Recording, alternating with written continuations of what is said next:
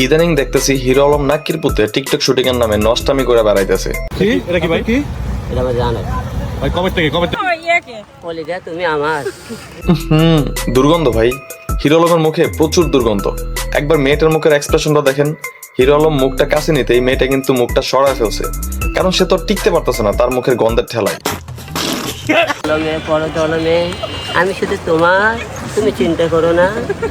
একটা গেছে কি আছে 10টা চলে এসেছে।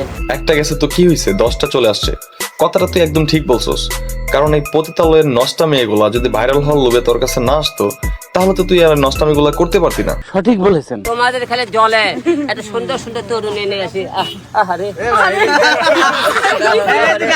সুন্দর সুন্দর তরুণী আর তোমাদের খেলে জলে। না রে ভাই, বিশ্বাস কর, একটু জ্বলতেছে না, কারণ এইগুলো হইতেছে আবাসিক হোটেলের সস্তা মাল। আর আমাদের রুচি এতটাও খারাপ না। মানে ওই নিজেরে কি মনে করতেছে, একে তো এরকম পাবলিকলি নষ্টামি করে বেড়াইতেছে, আর এই ভিডিওগুলো ফেসবুক টিকটকে আপলোড করতেছে। নাক্কির পুতে তো পুরো সমাজটারে নষ্ট করে দিতেছে। আর মানুষ এইসব ভিডিও দেখে কি শিখবে বলেন তো?